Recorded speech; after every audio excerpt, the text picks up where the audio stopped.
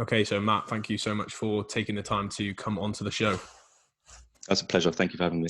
So just in case people haven't heard of you or the business, could you just give us a quick overview of who you are and what it is that you do? Yeah, so I'm Matt James, and I run a company called Jack Gymnastics. Um, the company specializes in teaching gymnastics to kind of mixed sports, right? So the majority of our clients are in CrossFit. I'm based in the UK, and we run seminars predominantly across Europe. We keep them to a relatively small group so that everybody gets the right level of coaching they need over the weekend. And then we have a series of kind of online services through programming and soon to release ebooks.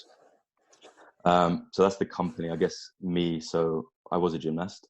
I was in the junior national squad for several years. I started doing CrossFit myself about 5 years ago now, I think it was. There was no intention to set up this company, actually. It kind of just happened over time. I started to get into CrossFit myself, realized that people needed help with gymnastics. I was obviously able to pick it up very quickly because of my background. People started asking me for help, and it kind of spiraled out from there, really. Cool. Yeah, you just sort of saw a gap and just started providing it, really. Yeah, exactly. No, perfect. And I guess you've done, you said there you offer seminars and programming and things like that. So do you have now a team of coaches underneath you that help with that, or are you still a one-man job? How have you managed that kind of growth? It's mostly me. Maybe I have some trust issues. I kind of like keeping it mostly me. I'm working on that. So we've got a coach now that helps with some of the programming online. Cool. And I want to build somebody up that I can take around for seminars and help with that. But I think I'm not saying other people can do it, but I want the quality to be high. And I think for that to happen, you need somebody that understands both CrossFit and traditional gymnastics to get the right overlap. So that's what I'm kind of working on now. Cool. Yeah, and as you said, when it's something that you've created yourself, it's hard you want to keep the quality as high as possible, don't you? It's hard to kind of give things over until you really know that you can trust that person. Yeah, and it's the complete wrong business approach, right? They put it from a business perspective, but yeah, it's difficult.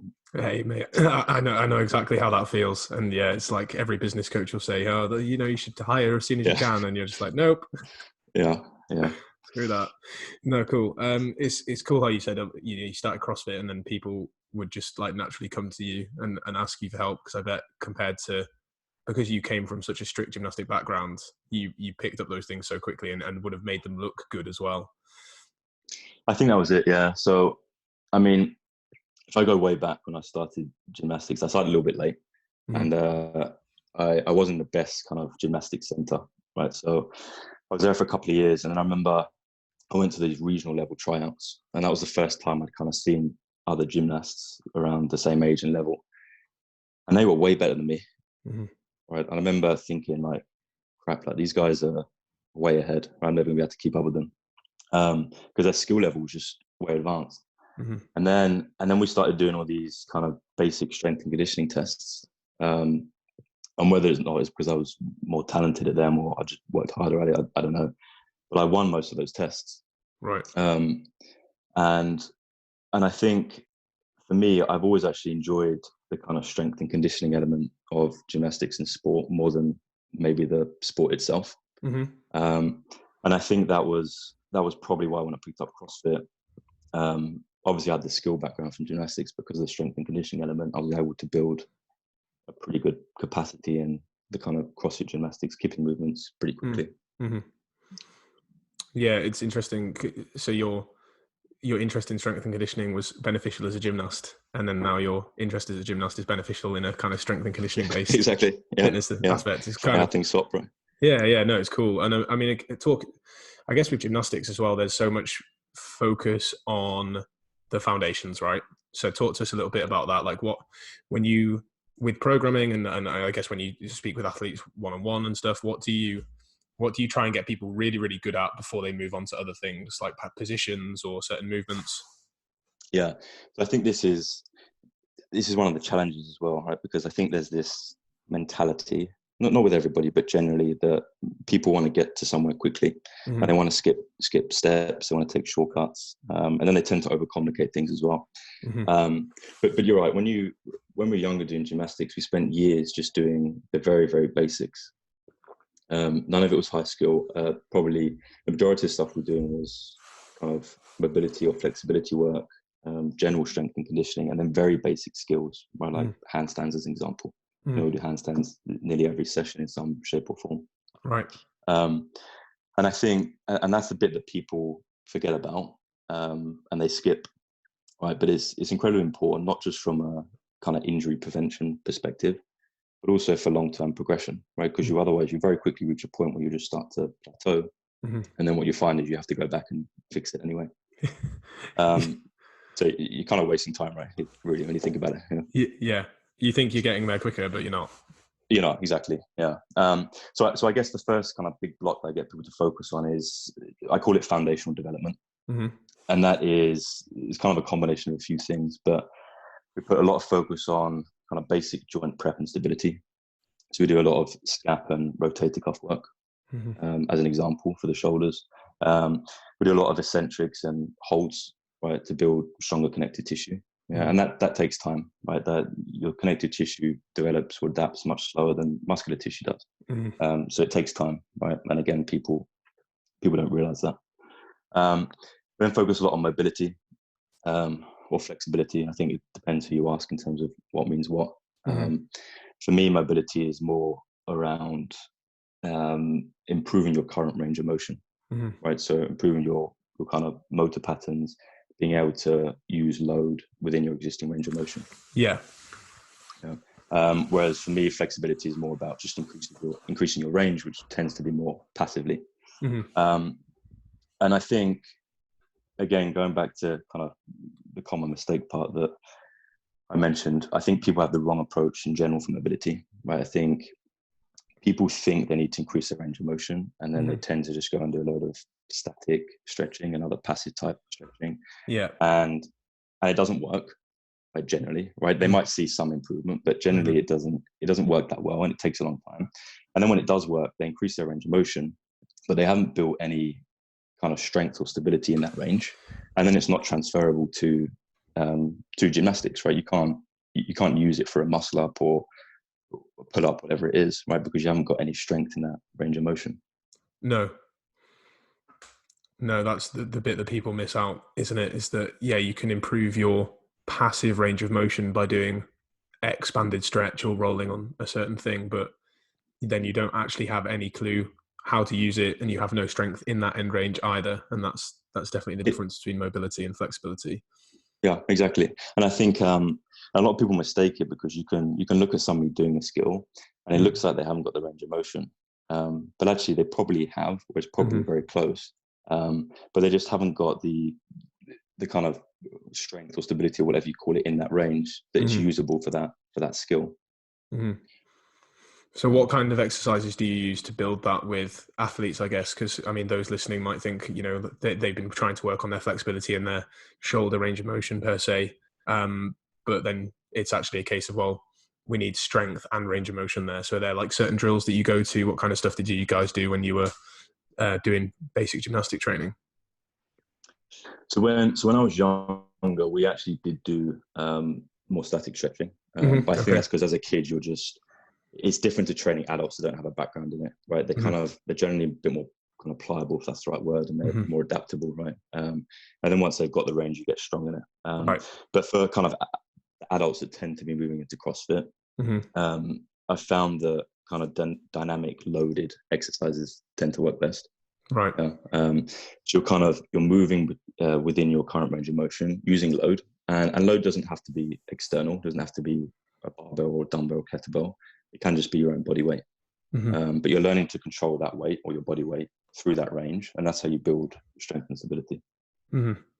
Yeah, that's a good point. People always think that adding load means like, okay, let's get a barbell, let's get something else. Yeah. But using just your body weight as an external load for those movements as well work really well.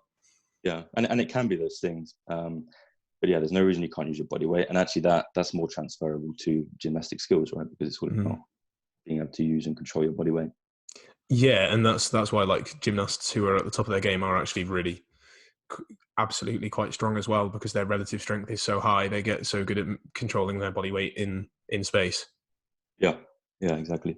Mm. And I think just kind of touching on that, just the last point I'd say in that kind of foundational development Mm-hmm. is you kind of touched on it already. It's around core strength and what I call, I guess, positional movement awareness, right? Mm-hmm. So it's becoming really good at the very basic positions, Mm-hmm. like a hollow position, an arch position, a plank, a reverse plank, side plank. Yeah, nothing complicated. Becoming very good at those positions and being able to use them in a dynamic setting. Sure. Right. So, it's one thing being able to hold a hollow position on the floor, Mm-hmm. but can you jump on the rings and maintain that hollow position in a swing whilst maintaining tension? Right. Because Mm-hmm. otherwise, if you can't do that, then actually it's not really, again, very transferable to the skill itself. No, no, and that's quite interesting that you say it that way as well, isn't it? Because I bet a lot of people, again, will skip over things like hollow holds and side planks and bridges and things like that, because they're like, well, I want to get better at that movement there. And you're saying, well, actually, if you can only hold a side plank for like 30 seconds and you've got a custard core, then as soon as you fatigue, Yeah. you're on a pair of rings or a bar and you're trying to do some kipping gymnastics under fatigue, you're just going to crumble. Yeah. It's like, how do you expect to be able to use that position effectively in, say, a muscle up? And whilst you're kind of, it's very dynamic, you're having to coordinate different parts of your body at the same time. If you can't even hold that basic position on the floor. Yeah, exactly. And then it's cool how you said once you can nail that basic position on the floor, it's then actually transferring it to the apparatus that you want to be using it for. Yeah. Yeah. And that's, I think, in terms of progression, right, I think it's very easy to overcomplicate it. But actually, if you take a muscle up as an example, right, you don't need hundreds of different drills, right? If your session has got 20 different drills for muscle ups, then you're using the complete wrong approach. Right? It's, I'm not undermining how difficult CrossFit gymnastics is, because it will take a lot of time and effort. But if you compare it to artistic gymnastics, it's very, very low skill. And that's fine, because the goals of the sports are completely different. Yeah. Right. Gymnastics is being able to do the highest possible skill well to get the highest score. Whereas CrossFit is doing low skill movements for lots and lots of reps in a short period of time, effectively. But I think the point is, don't overcomplicate it. You don't need hundreds of different drills to get a muscle up. No, that's a good way to look at it, as you said, because you're only looking at, I mean, if we look at CrossFit gymnastics, there's things like toes to bar, pull-ups, muscle-ups, and then handstand push-ups and handstand walk occasionally when you get like right toward the top end of the sport. But other than that, it's very low compared to, as you said, artistic gymnastics. So the goal is a bit different. And I guess in terms of progression then, you talked about the foundational movements being really key. So things like hollow holds and planks and bridges. And I mean, I guess we could both agree as well, we want to be looking at like strict strength before moving into kipping strength, ideally. Definitely, yeah. So what would be your progression model, I guess, in terms of, because people, as you said, they want to just get to part B as quickly as they can, right? They want to move from A to B as fast as possible. But what do you have, like, because I know that there are some programming methodologies that say, right, you have to have X amount of strict work before you can move on to this, and you should be holding this movement before you move on to this. Like, do you have like times and reps as benchmarks, or is it more of a case-by-case scenario of when people, I guess, move through that progression? It is a bit more case by case. I do generally have benchmarks because people just want them, right? And it kind of gives them a good guideline at least. Usually I say, like as an example, before doing a strict ring muscle up, there's no point trying a strict ring muscle up before you can do 8 strict pull-ups and 8 strict ring dips as a rough guideline. And look, could you do a strict muscle up with less? You probably could, but why would you want to? Right? Because you might get one, and then you're not going to get any further, and then you're going to have to go back and develop the basics again, which is what we were saying earlier, right? Yeah. So there are some benchmarks, but it is a bit more case by case as well. No, that's good. That's good to know, and that's the thing, isn't it? People are always wanting to get that finalized movement, and it's the same thing with kipping. As soon as people do one kipping movement, they'll kind of forego all strict work.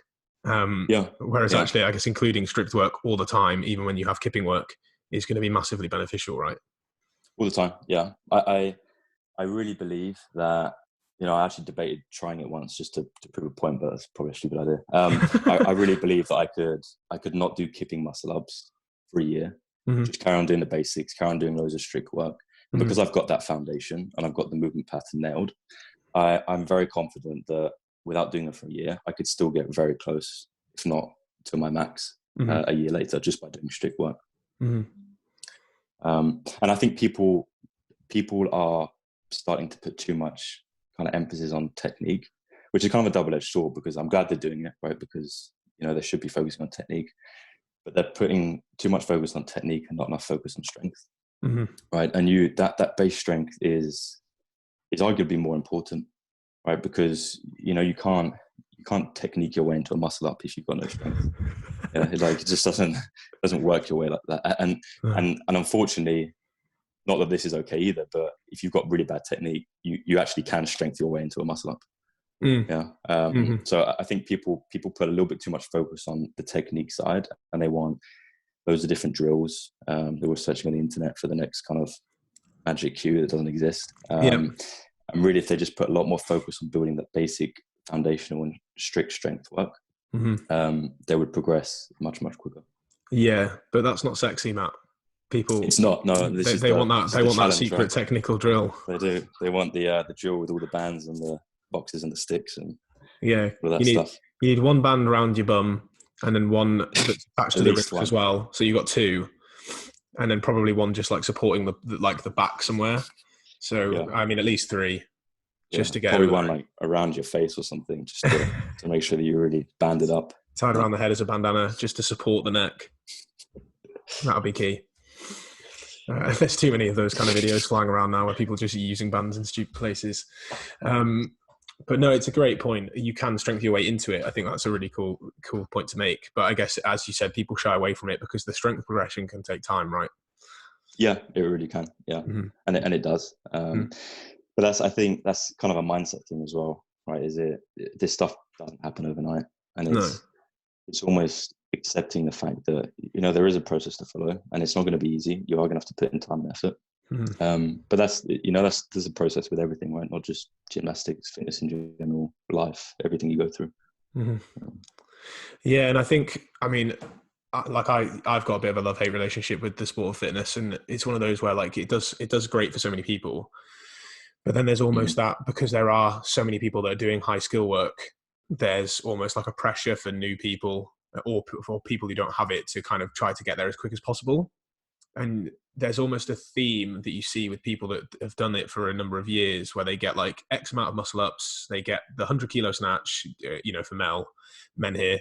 And then it kind of just all seems to plateau from there, because they're then not willing to kind of go back again and revisit the basic, like strict strength work and the absolute strength work that they then need to cycle back into improving those far end movements.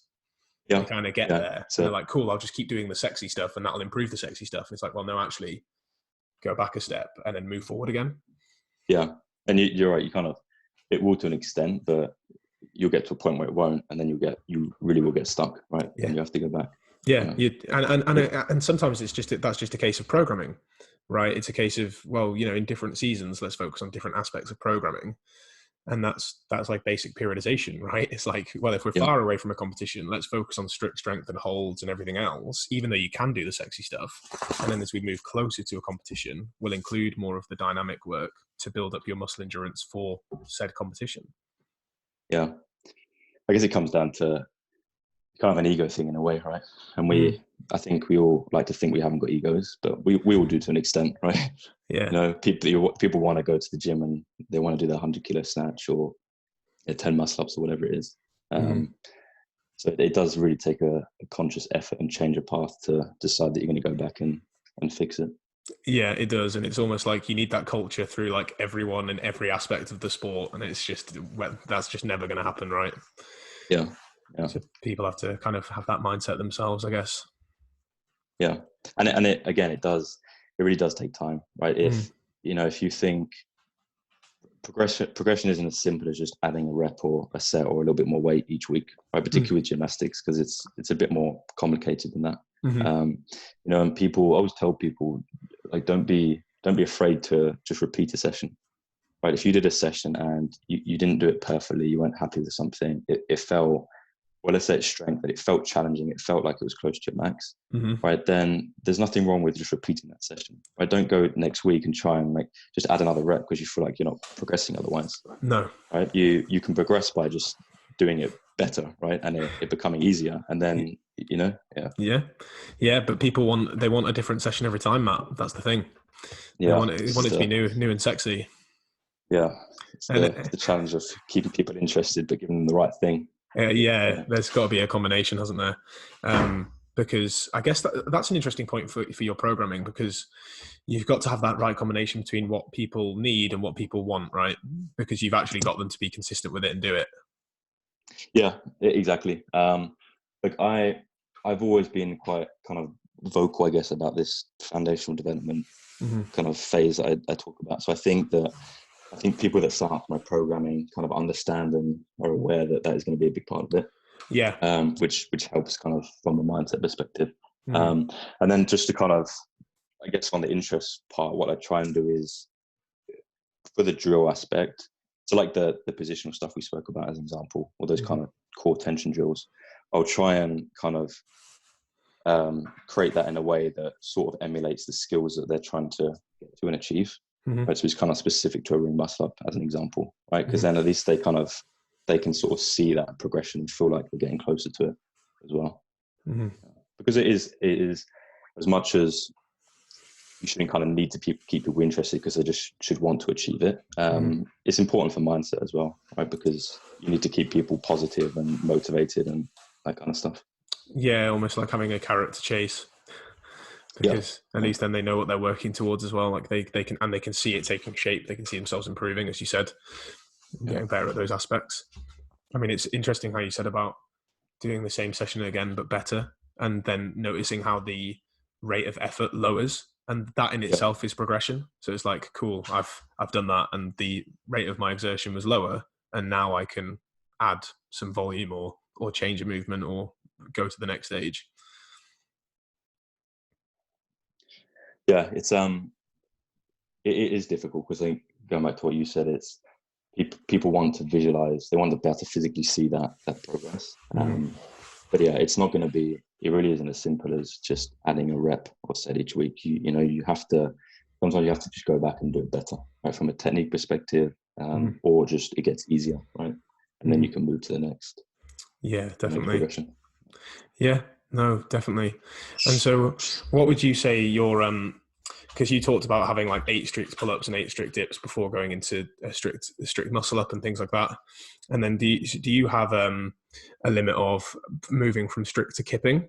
So would you say actually before you should do kipping pull-ups, I want you to have this many, and before you do kipping muscle ups, we should have this many strict? What kind of progression scale does that look like in terms of your benchmarks?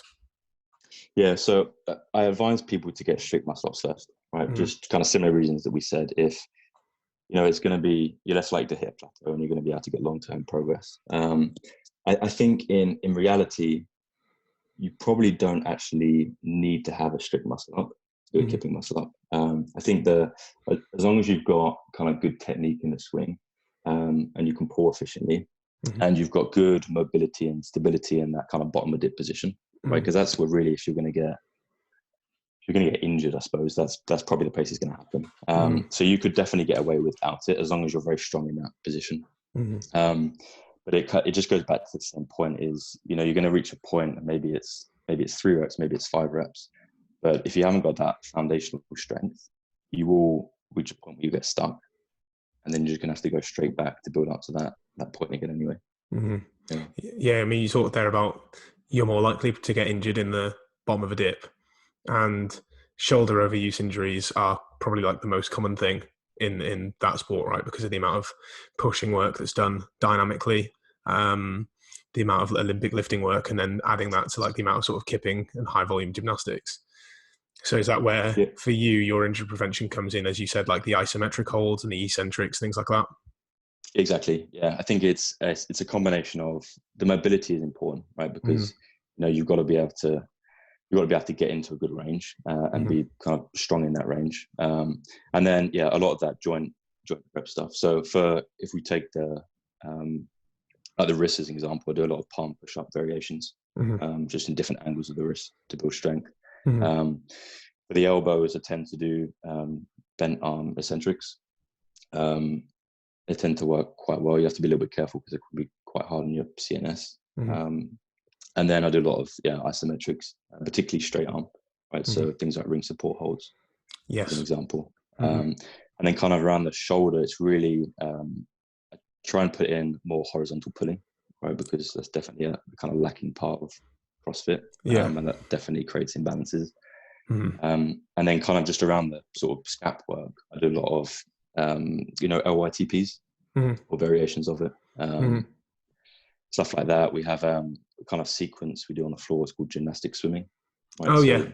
Basically lay on your front and you really effectively emulate swimming. We do kind of front crawl, breaststroke, and a couple of different variations. Just to build a kind of good, strong range through your shoulder. And that's a great exercise because people could just do that at home, right, while watching the TV. They really can, and it does not take long, right? You don't need to do it, but you don't need to be there for half an hour. Right? No.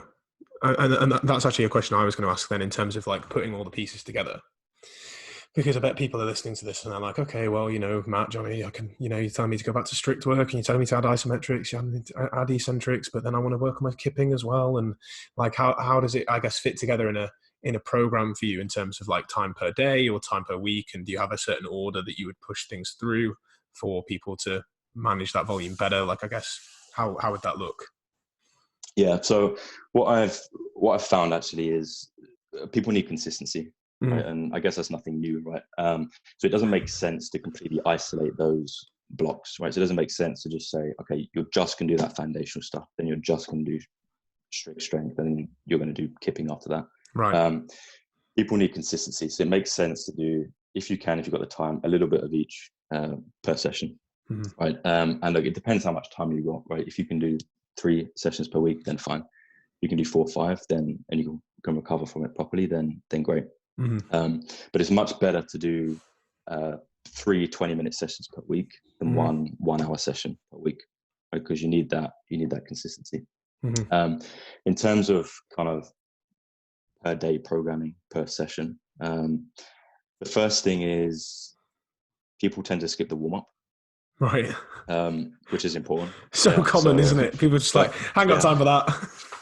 And it's don't skip the warm-up, right? Like it will help your session. Yeah. And also there's a lot of things you can still get out of the warm-up, right? Yeah. So we start off just with a bit of blood flow, right? Just to kind of get the body warmed up and moving. And then we move into some basic kind of joint prep. So some very light mobility and some of that scap work, as an example, that I spoke about. And then the last section is just a little bit of core work. So we go through those basic positions, right? Hollow arch, and side plank, as an example. Just to kind of build like awareness and stability in those positions. And that's fairly short, right? So we'll just pick a couple of exercises of each, and I'll run through that very quickly. Then we'll do some strength work, right? So typically strict strength. And I'll usually kind of do a push-pull exercise. It's kind of a good combination. It allows you to get through the session a bit quicker as well. Usually bent arm, because that tends to be what we use most in CrossFit. But I do sometimes put in straight arm push-pull exercises as well. Right. And I think a good example of that is if you take a kipping bar muscle up, as an example, because the bar is fixed in place, right? If you pull yourself straight up, bend your arms to pull yourself straight up, it's not going to work, right? You're just going to hit into the bar. It's going to be very awkward, and you're going to do that chicken wing type pull up. So the bar muscle up, you actually have to pull yourself. You have to get rotation up and around the bar, right? And that, at least the majority of that pull, and definitely the first part, is a straight arm pull. But people don't think about those things, right? They just, they'll just go in and say, I need to do more pull-ups because I can't do a muscle up. It's actually, if you develop some basic straight arm pulling, right? Nothing too complex, but just like a basic front lever progression, like a tucked front lever, as an example. That kind of straight arm pulling strength and core strength will hand over tremendously to keeping bar muscle up. Cool. And then the final section is we'll do a little bit of skill work. Right. Yeah, so we'll go through some basic progressions.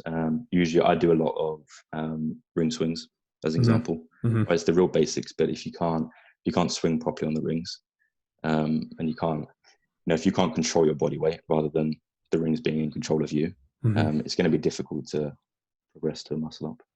Yeah. And it comes back to that fatigue point as well, doesn't it? In case of ring swings and bar swings and things like that, beat swings, if you're not doing that and moving through like a hollow and arch position really well, and you're just kind of breaking at both times, it's a case of you almost lose. Yeah, you might be able to kip your way up there, but you're losing a lot of connective strength, I guess. You really are, yeah. It's the whole tension thing, right? And I think people throw around that word a lot, like tension, right, without kind of really understanding it. Like, I mean, it's easy to see, right, because you just kind of look like a floppy fish or something. Yeah. But I think people don't really understand it and how to fix it. And it's really just about coordinating different joints in the body so that you move as a single unit effectively. Right. If you're moving, your body's kind of moving out of sync and it's not coordinated, then you're going to struggle to maintain tension, and that you're not going to build much momentum in a kipping movement. No, and I think that's what's really interesting, because when you watch like really high level CrossFitters, you can tell the people that have done gymnastics backgrounds, because you can tell with their handstand walks and their kipping that they're like in those hollow positions and they're straight legs and everything's like that. But then there are so many people next to them who are also performing adequately well that don't have that same movement position. So I guess people then find it hard to see why they would need to hold that position in the kip. Yeah, I agree. And it goes back to an extent, kind of the importance of strength, right? Is, these people are very strong, right? They can do a tremendous amount of strict pull-ups and dips as an example, right? And that hands over very well. I think something like handstand walking, that's an interesting one, because I actually don't think doing a kind of traditional gymnastics handstand in like a perfect straight position is the most optimal way for handstand walking in CrossFit. When you're walking, you're not really in balance, right? Your weight is always a little bit further, too much over your hands, and you're kind of stepping to stop yourself falling, right? To keep yourself up. So if as an example, you were to bend your legs over your back, that will actually help to keep your weight over your hands. And as long as you can move your hands quick enough to keep up with the speed, you'll be fast, right? Yeah. I think that as an example, the problem with that is there's nothing wrong with bending your legs. But when people do that, they tend to then do this horrible arch position where they push their chest and lower back out really far. Yeah. And that's when that's not good. Yeah. No. And it's also very difficult to breathe. Like try walking on your feet with your in that much of an arch position, right? Yeah, it's going to be difficult to breathe, right? And in CrossFit, you need to be able to breathe. Yeah, that's why people's heart rates blow up so quickly and they get so fatigued in those movements. Yeah. So I think it is an interesting one. I think this goes back to kind of understanding both artistic gymnastics and CrossFit, and then being able to kind of create the overlap and the path between them to find the most optimal solution. Yeah, that's an interesting crossover. I guess there's two points there. Like, we'll talk about the handstand walk first and then go back to the kipping, like bar ring stuff. And so I guess with the handstand walk, as you said, there can be a place for you to do isometric holds, both like against the wall and in free space, just to build that amount of endurance in that position and on your shoulders. And then it's a case of, right, how do you just alter that position slightly by putting the feet over the head, in front of the head, to create enough balance for you to start walking, because gravity is going to pull you essentially, and then it's maintaining the speed of the hands with the gravity pull, but not too much that you completely arch out, you're going too fast for you to keep up, your heart rate spikes and you just end up in a fatigued mess. And the other one you'll see a lot is the I'd use this one myself, right, is the one where they split their legs, the alternating legs. And it's kind of, it's almost the same principle as when you run, right? You swing your arms, alternate your arms side by side, right? It's kind of the same principle, right? And again, if you can get that right, then you can move really fast on your hands. Yeah. The challenge is it takes coordination, right? And if you get it wrong, then it's going to be more of a hindrance than a help. Yeah, that's practice then, I guess, though, isn't it? It is, yeah. Well, I guess you've got that, and again, people have that foundation in such great positions, don't they? That then allows them to have that endurance. And so you'd look at things like handstand holds, as you said, that you did basically every session as a kid, handstand holds against the wall, shoulder taps, things like that, just to be able to build the strength in that position. Yeah. Going back to kipping gymnastics again. So, because we've got things like, if we look at everything that's there, you've got toes to bar, muscle ups, both bar and ring, and pull ups, right? And in pull ups, you also have butterfly now as being the sort of more efficient and the quicker pathway. And so, you're talking about this importance of holding such a strict position. So for people they're wanting to include butterfly and kipping toes to bar in particular as well, that straight-legged hollow to arch position, is that going to stop them from fatiguing as fast? Like, what's the benefit for people of working that, I guess? Yeah, so I try and get them to do kind of the strict version first, right? Because I think it's good for awareness, and it teaches them more about the positions and how to maintain tension, right? Because then it kind of becomes natural. I think with the kipping movements, the most important part is usually the arch position, right? If you lose tension in the arch, then that's kind of the starting blocks of the kipping movement. Yeah, and then you're going to struggle to build momentum for the rest of the movement and have to use more strength. And if you get into a good arch position, you'll kind of feel it, right? Because you sort of reach that stretch reflex position, right? And then if you get it right, you kind of feel yourself like ping back into a good hollow position. Yeah. So I think that's the key part. As long as that part is okay, then you're usually setting yourself up for success. I think where people kind of mistake tension is they see people bend their legs, as an example, and they think that is a complete loss of tension, and that's not the correct thing to do. And sometimes it's not, but sometimes it can be, right? So if I give you an example, if you're doing a kipping muscle up on the rings, right? Imagine you've swung back to an arch, you swung forward into a hollow position, right? Then you start to open up your hips as you start to do the transition over the top. Now, if you bend your legs during the transition, so as you start to open up your hips, right, because you're pulling your kind of center of mass, I guess, back underneath the rings, you're going to start to rotate forward. Like your shoulders are going to come over the top of the rings quicker, which is actually going to speed up the transition and make it easier. So I think people see things like that and they think, oh, it's a loss of tension, and they're doing it incorrectly because they're bending their legs. But actually, that can help. And it does depend on the person, right? It depends on like your mechanics, the length of your lever, and that kind of thing. Sure. And then, but again, it's timing, right? So if you were to bend your legs too early, if you were to bend your legs as you come through into a hollow position, then you're going to do the opposite. Then you're going to start to rotate backwards, which is a bad thing, because then your shoulders are too far behind the rings, and it's going to make the transition more difficult. Sure. Yeah. So it's like learning to bend your legs in the appropriate place in order to maximize efficiency. Yeah. And I think people, because they get caught up on they think the whole tension thing is keeping everything perfectly straight, legs together, toes pointed, like legs straight, that kind of thing. I think when they see things like that, they think it's incorrect, right? And I think the point is, it's the timing thing, right? Sometimes it can be, but also it can help as well. Yeah, it's where you do it, as you said. Yeah, same for toes to bar, right? I think you need to keep a good solid arch position.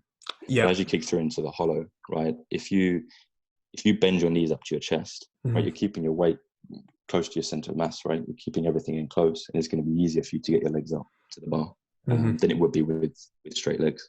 Yeah. So again, it's kind of that isn't a bad thing, right? That can make you.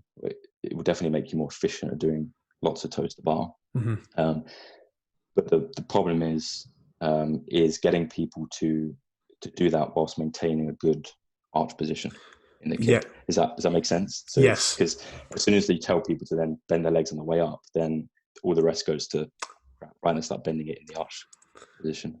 Yeah, exactly. Yeah, that's a really good point. So it's like in the toes to bar, and that's kind of where I was leading to it as well, because you don't need to be going straight legged on toes to bar on the way up, because actually that's going to be slower. so your efficiency can be faster by kind of tucking the knees up to the chest and then flicking the bar with your toes. But then Yeah, as you kick back out of that, it's making sure that you're back into that solid arch position with solid, straight legs, pointed toes to get that stretch reflex to snap back into that position again. exactly that. Yeah, and that's the bit that people struggle with, right? Because then the minute they change that part of bending the legs in the toes to bar, they then lose that kind of good position when they come back down into an arch.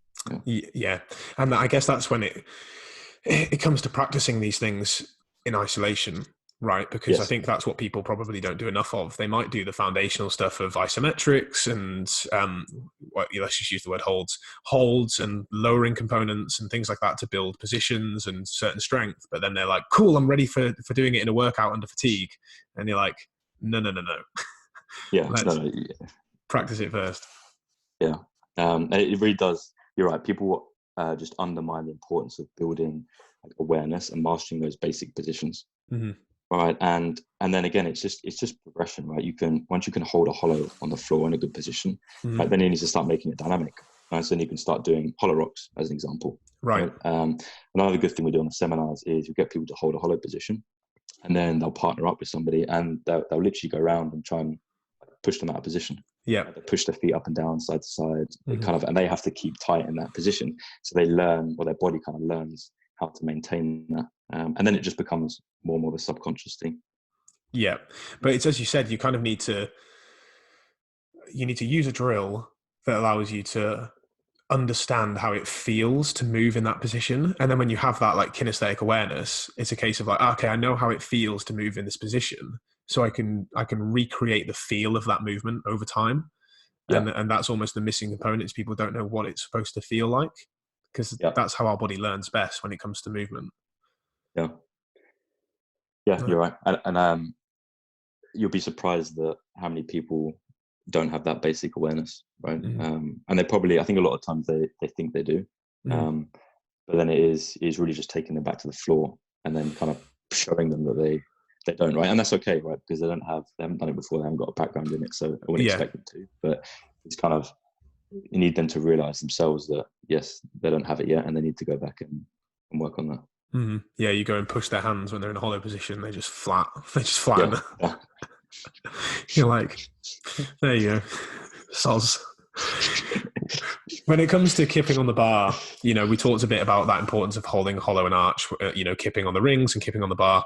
Is that then a case of you're just doing that there's not going to be a say of like, right, you need this many beat swings in that position before you move on, right? It's just a case of doing that regularly so that it just becomes habit.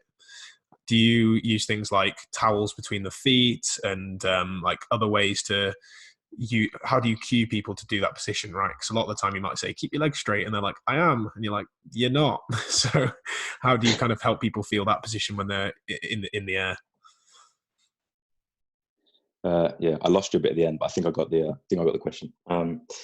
So I do use I get people to put stuff between their feet. Yeah, right. I think it's a good. I do think that's a good drill to get people to, because they don't have to really think about it. Right, because when there's too many things going on and they have to think about it, that's when they start to overcomplicate it and they can't grasp it. Right, so it's really simple. You put something between your feet, keep it there. If you drop it, you failed. If you don't, you haven't. Yeah. And then I guess also just the same stuff on the floor that I mentioned. Right, when we're going around and kind of moving them out of position, we'll pull the feet apart as an example. We need to pull them back together. Those kind of things. Yeah. But I do find that actually just doing a lot of stuff on the floor, like those partner drills, consistency and regularly, without even doing anything on the bar or the rings, right? It really does transfer. So they'll be surprised like how kind of maybe bad they were, just basic kip swings or ring swings. And then once we've done that stuff on the floor, because you're kind of like priming your body as well in those positions, and then we'll go back up even in the same session, right? And it really makes a big difference. Yeah, I get what you mean. See, as you said, that's why like the warm up and the things are so important, because you're getting used to how that movement feels before then trying to apply it in a certain situation. Yeah, that's cool. And I guess then the final question would be, in terms of, you talked about consistency and doing like 10 to 20 minutes a day is better to do, a few times a week is better than doing like one massive session. So in terms of people's like recoverability and fitting in their other sessions and their other work, I guess, do you just recommend, hey, just do 20 minutes a few times a week and then do that on top of your regular CrossFit training or regular training and you should be okay? Or do you tell people to kind of drop a session here and there depending on how they feel? A lot of it is depending on how they feel, yeah. Mm-hmm. Because it's a difficult one, isn't it? Because it depends on their lifestyle, their background, their age, their training experience, all those different things. Mm-hmm. I usually do around 3 to 4 kind of 30-minute sessions, including the warm-up as well. And then we usually do an extra just kind of mobility dedicated session as well. Right. But I program it so people can kind of add it onto their other training, because I know that people are doing CrossFit, right? So they're going to want to do weightlifting and other stuff. Mm-hmm. I just advise people, give it the time and attention that it needs. Mm-hmm. And what I mean by that is, don't do a really high intense Metcon, completely knack yourself out mentally and physically, and then do your gymnastics training afterwards, right? Because Mm-hmm. you're not gonna get anything out of it. And I think gymnastics tends to work quite well as accessory for weightlifting, Mm-hmm. right? So usually, if people have a weightlifting program, I tell them to do the gymnastics afterwards. Mm-hmm. And actually, I think people have said that tends to also help their weightlifting to an extent as well. So I think yeah, the only kind of big one is, don't do it after a really high intense Metcon, right? Because you're not going to be able to put the time and effort into it and get what you need out of it. Mm-hmm. But after a strength session, you're going to be sort of more okay, because it's different type of fatigue, I guess, isn't it? Exactly, yeah. And this, I think, this also kind of goes back to the Metcon mentality type thing, which is, if you can do one muscle up, right, and even if your form is half okay, it doesn't make sense for you to do those muscle ups in Metcons. Mm-hmm. Right, you're not going to get the right stimulus, because you're going to be standing around before you can do another rep. Yeah. And it's not going to help your gymnastics at all. So I try to advise people to, if they want to do some gymnastics movement in a Metcon, just scale it right down so they can get the right stimulus and volume, and then work on this stuff on the side. Right? Yeah. Because there's a progression there as well, right? It is, just because you've got muscle ups doesn't mean you should just throw them in a high intense Metcon, right? No. You need to, once you've got them, then add in some really like low intensity aerobic work as a coupling, right? So let's say you can do a few reps of a muscle up followed by like a light row or a light assault bike or something like that, right? Just so because then you practice getting your heart rate higher whilst being able to do that skill, right? It's kind of the skill under fatigue thing. And once you can do that, then you can start increasing the intensity, right? And then once you can do that, then you can start putting in other movements that interfere more with gymnastics, right? So more upper body movements or more pressing movements with the barbell, as an example. But so that there has to be that progression, right? So I always try, and sometimes I listen, sometimes I don't, but I always try and tell people to, look, if you're going to do this, try and take the gymnastics out of your Metcon, right? If you are going to do it, scale it right back, and then just focus on doing this properly as it's kind of its own session.